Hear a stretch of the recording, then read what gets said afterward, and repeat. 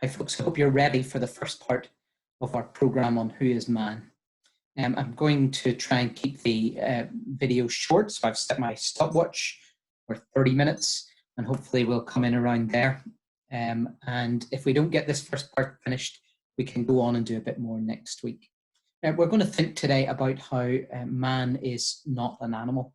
If I use the phrase the other animals, hopefully you'll correct me, because in many ways man is never considered an animal in the Bible or in God's thoughts. So if you hear me say like the other animals, make sure you correct me. If it's in the notes, you can also correct me there. I must admit, it's very easy to make mistakes like that. We don't think of how our words have that much significance, but they do. So we're thinking about who is man. Let me take you through the topics in the module again. This is one's about much more than an animal. Then we're going to look at the 4 states of man. Man was made perfect, that man fell and became fallen, that man can be made new, and that man is set aside for glory, and those stages. And then look at the process of how God had always planned to bring us through from the beginning to the end and why he's done that. And then we're going to look at how the individuality and the importance of man gives responsibility, because we've got free will. And then we're going to look at how the image of God is represented in man and what that might look like, both the original image and the renewed image of God. Then we're going to look at value and identity. And then we're going to look at some of the outcomes of what value and identity will mean, and how each one of us as individuals has a particular place in how we fit together. So hopefully that sounds interesting. And we're going to get stuck in. If we don't get this first section finished, we can finish it another week. I don't think we will get it done in 30 minutes, to be honest. So we're going to ask ourselves, who is man? And how does he compare to the animals? Before we get into what evidence we see, let's just start with what the Bible says. Hopefully you've got your Bible with you. Let's look at some of the evidence that man is distinct from the animals. The Bible always suggests that man is separate from animals. There is no inclusion of man amongst the animals in the Bible. It's always man and the animals. Let me give you some of those points that are made there. So let's start with Genesis 1, if you've got your Bible there. Genesis 1 verse 24, and God said, let the land produce living creatures according to their kinds, the livestock, the creatures that move along the ground, and the wild animals, each according to its kind. And it was so. God made the wild animals according to their kinds, the livestock according to their kinds, and all the creatures that move along the ground according to their kinds. And God saw that it was good. Then God said, let us make mankind in our image. Separately, he made all the animals, all the different kinds of animals, all the kinds of animals. Then he comes and he makes man. So one of the things to think about is just to be aware that God separates man out in creation. And it goes on to describe the creation of man more in chapter 2 in a way that it doesn't describe the creation of the animals.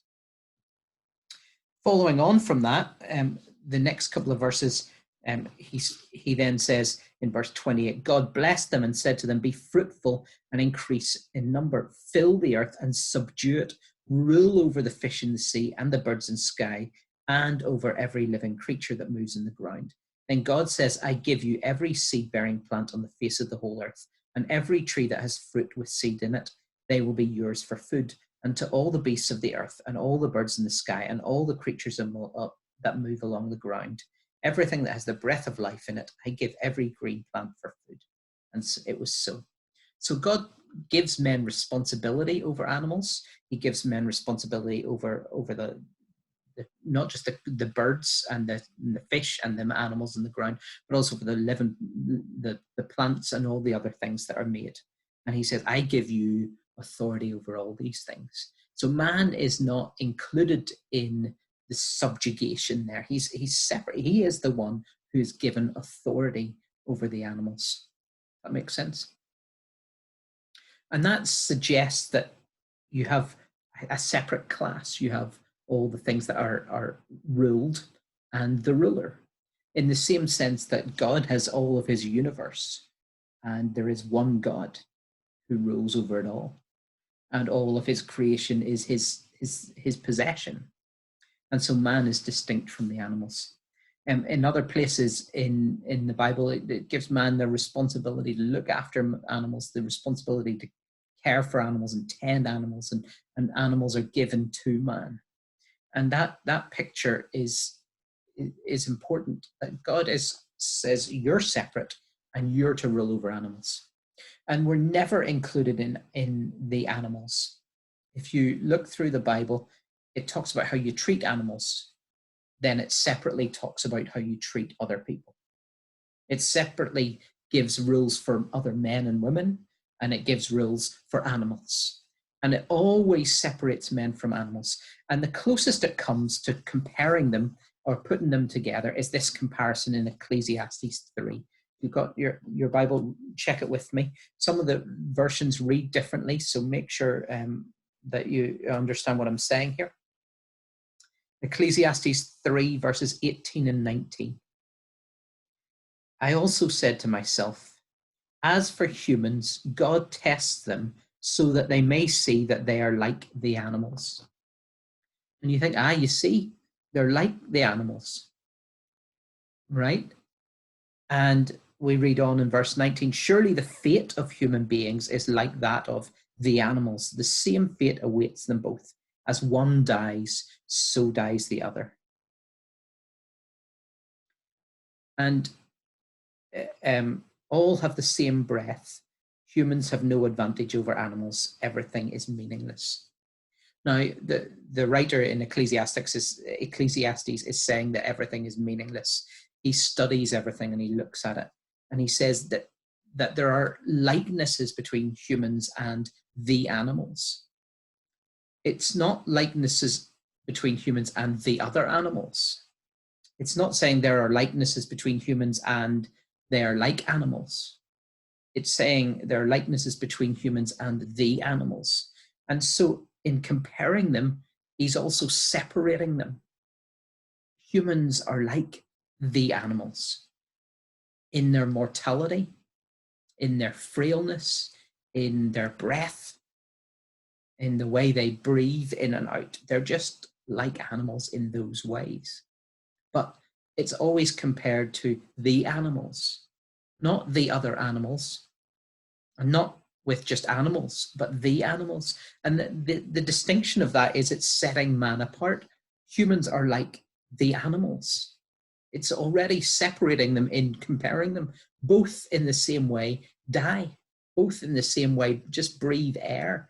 Both have the same experience of futility when it comes to life and death.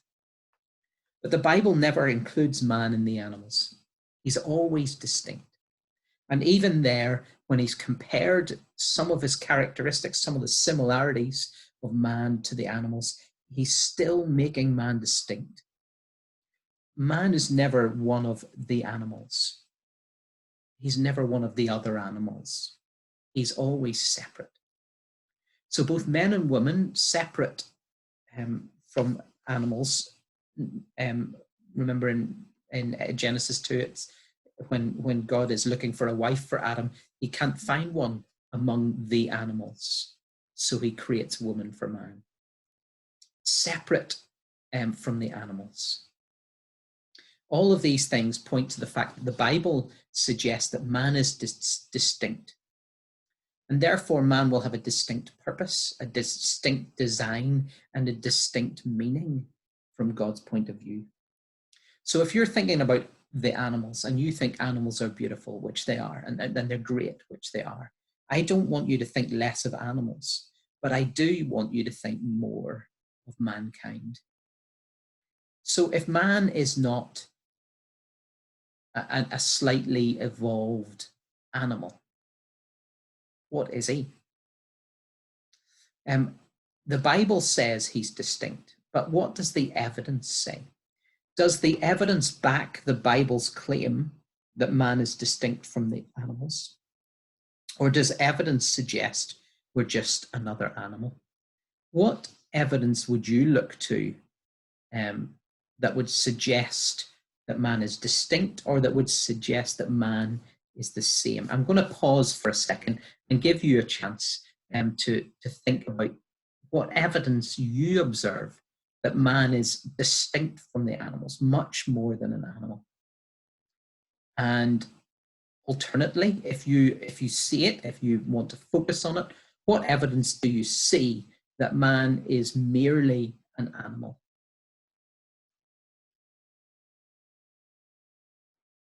Maybe it would be easier if you pause the video at this point, took some time to answer that question, discuss it among yourselves. I'm going to carry on then, and hopefully you've paused to ask that question and to think through it.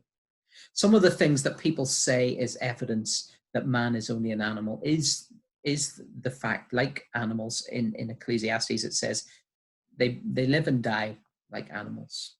They're born and their bodies go back to dust. They're the same in those characteristics. But what are the distinctions? We're going to try and cover these things. It might take us, I say it might, it will definitely take us 2 weeks to do this. But let's look at some of the distinctions between man and animals.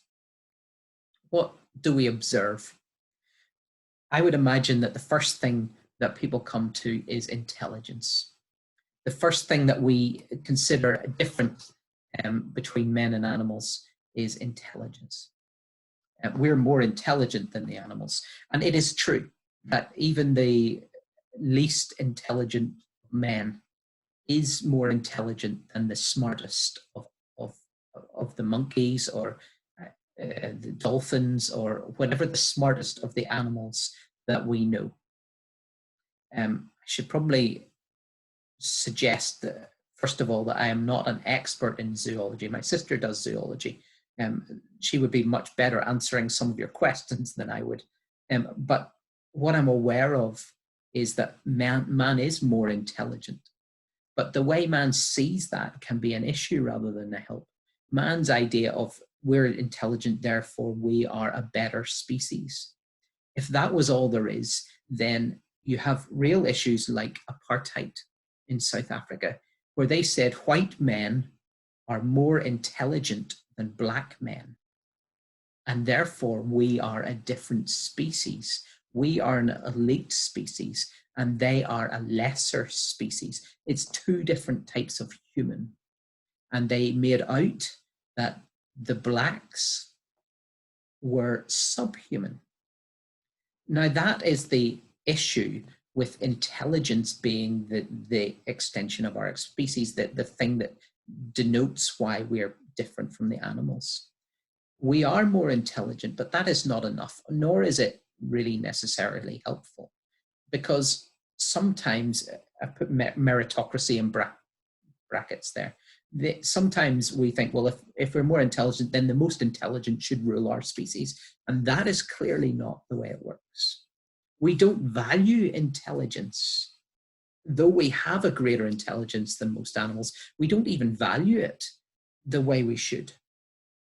So intelligence, it can be an issue rather than a proof of difference, because, like I said, with Hitler's regime, with the slavery in the 1500s and before, people said, well, they're less than we are, so we can take them as slaves. You see it in Norse mythology. They say, oh, well, these are subhumans. They called the slaves that they brought subhumans. The idea is that we are a better species than they are. And we then separate from each other over intelligence. If we as a species define our difference between us and animals as intelligence, then we're going to get ourselves into trouble. So we need to include thoughts like the way we do intelligence and the way we structure our intelligence and the things we include in our decision-making processes and systems. That includes the feeling and emotional. And so as well as your intelligence quotient, you have an EQ and an emotional quotient, which is a suggestion of how you engage and understand people and engage with animals in a different way and have a sense of feeling and an emotional response to things.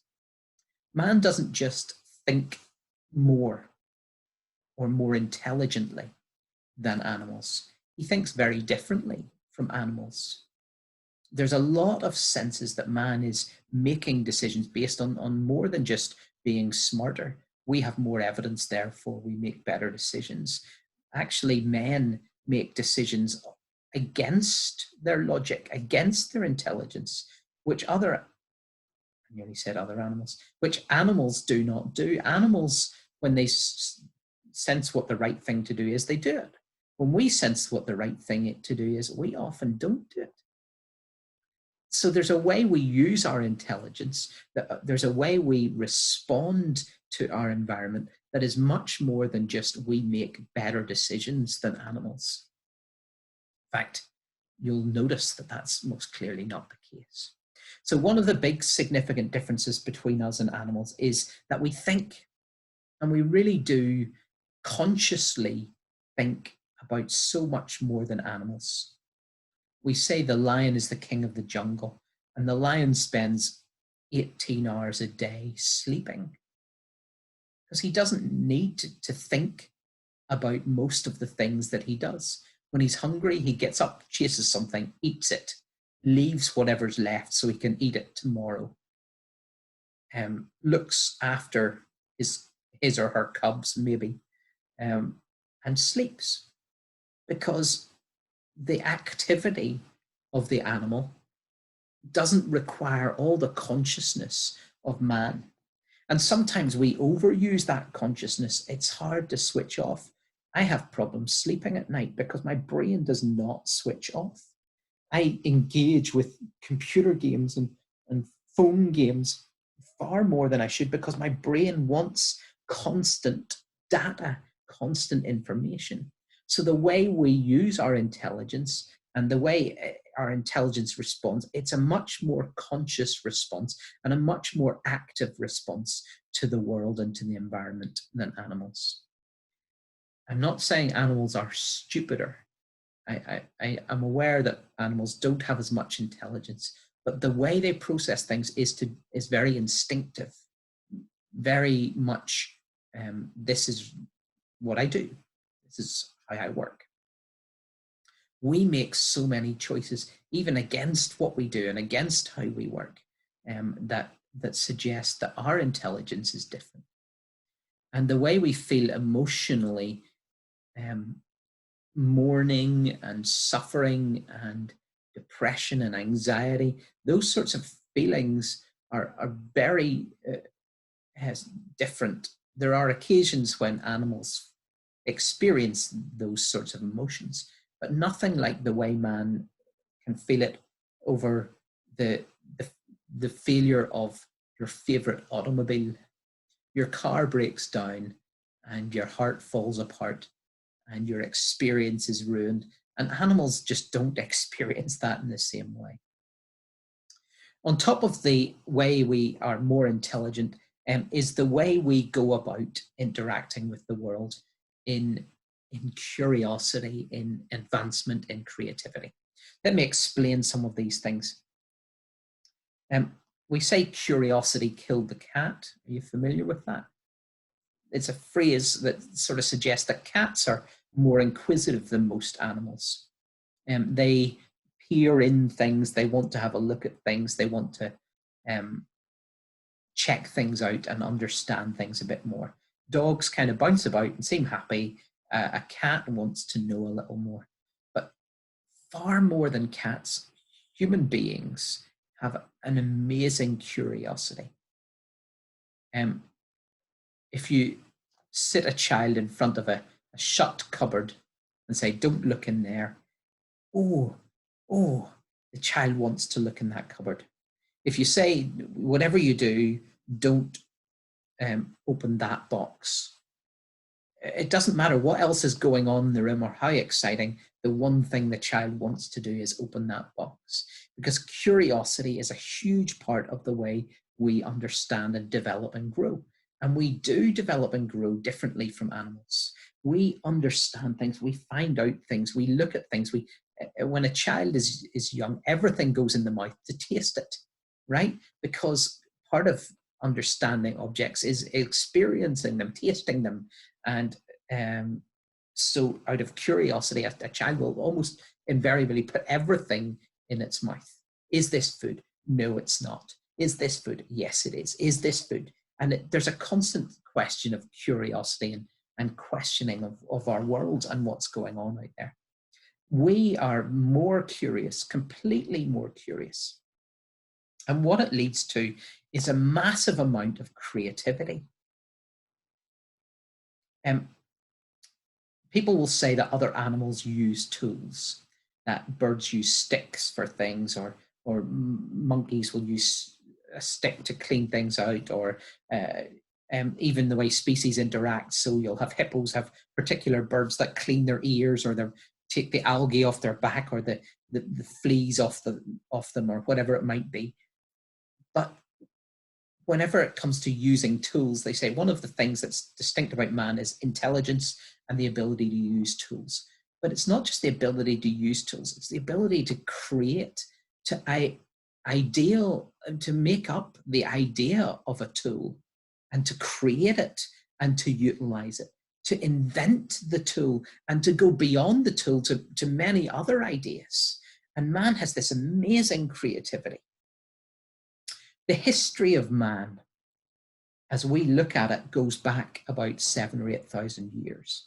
The Bible suggests that God created Adam and Eve about 4,000 years BC, so 6,000 years ago.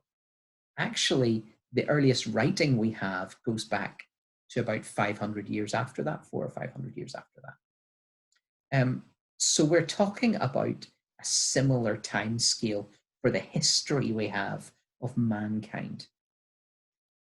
And the advancement of man in that time, the creativity of man in that time is unbelievable.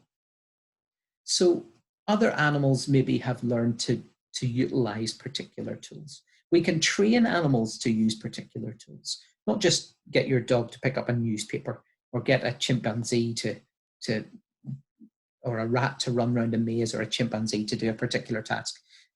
But actually to invent and create the way man does is completely distinct from the animals.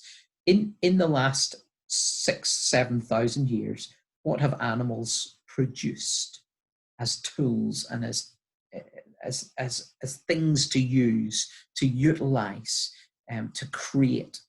Animals have created very little. Man has, we talk about the creation of fire and the wheel as the early thoughts of what man could change and produce. But even writing, what have we done since we learned how to write in 3,500 BC? Look at the amount of things we've done since then, and what we've written down, and all the things that have been created, some of them good, some of them bad, some of them crazy, some of them terrible. Look at the advancement of weapons, of tools for farming, for tools for everything can be automated now. The robotics, the industry, the computer technology, and that's, you look at the last 20, 30 years and what man's created. 30 years ago, we didn't have a mobile phone.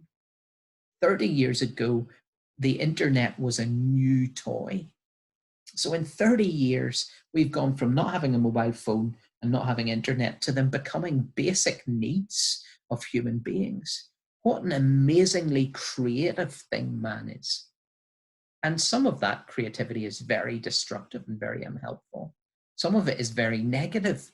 The advancement of war machines is unbelievable. We look at the films from the 1950s and the great war ideas that they had then, the atomic bombs they had then, and we can do millions more times of decimation without even leaving a seat, through remote controls and all sorts of tools. Isn't it amazing, the creativity of man? The curiosity of man leads to the creativity of man. And that's because we are made in God's image. That creativity and curiosity is the sort of thing God is. He likes to create. He is curious and wants to see how man will develop, and puts him in the world to see what's going on, and makes an exciting environment for him to see how he will grow and develop. And he's curious and he's creative, and he does these amazing advancements. He's even created creatures that evolve and become different species. He's an amazing God.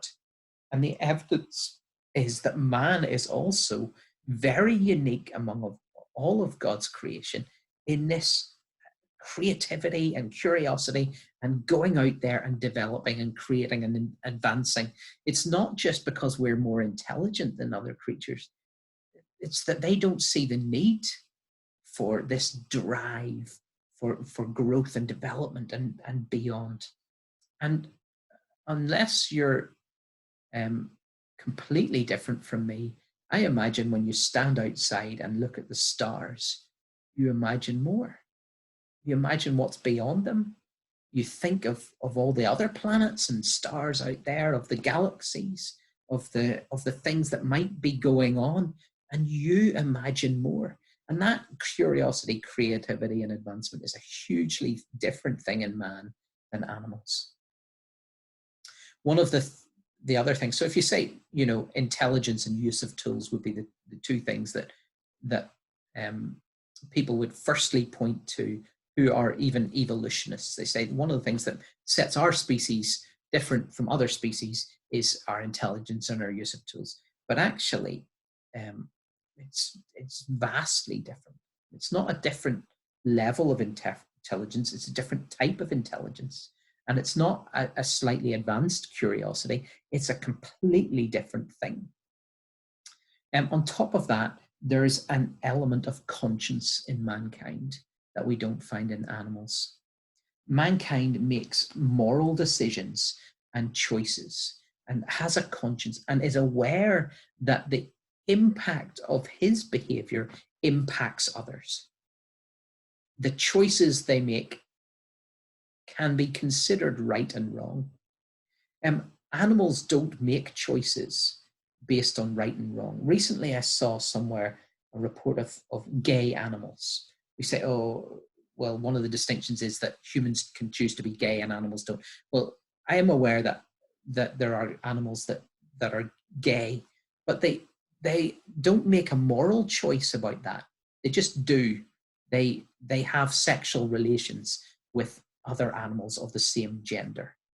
It's not a moral thing.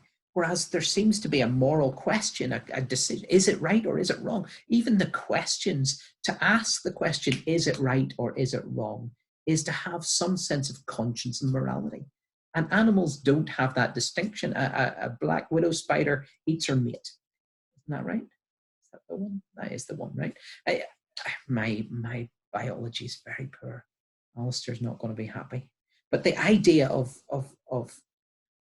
whether that's right or wrong doesn't come into it. That's just what happens. That is how it works. I am hungry after sex, so therefore I will eat my mate, and that will provide extra food for my babies and so on, and increase the species. That is not based on any moral decision or conscience. I mean, is it wrong for men to eat other men? Is cannibalism wrong? Because the question comes from where? Is it wrong? Is it right? Even the worst of things, why do we think they're the worst of things? Why are rape and child abuse and things like that, why are they wrong? If we were merely an evolved species that evolved from other species that evolved from mud, essentially, part of a process of evolution, then there is no moral reason those things are wrong. But we make moral choices. We think about morality. We make decisions based on whether we consider it correct or right or decent or upright or moral or ethical. And we use all sorts of words to describe a decision-making process in our brain that animals don't make.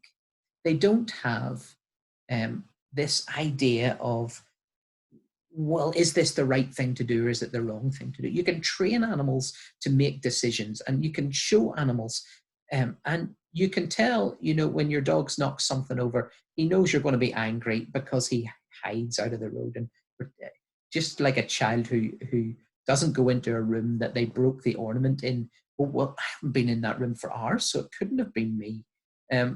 Animals can learn that behavior, but there's not that moral decision making, that conscientious decision over whether it's right or wrong. That's not the moral question.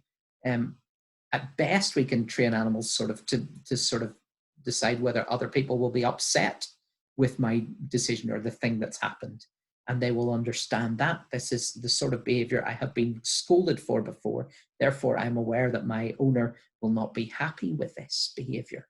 And it's a matter not of conscience, but of experience. We make conscience decisions. We recognize conscience. And the more amazing thing is that we override our conscious decisions. We know something is wrong and we still do it. And if you don't do that, well, you'll be the unique one, because I certainly do.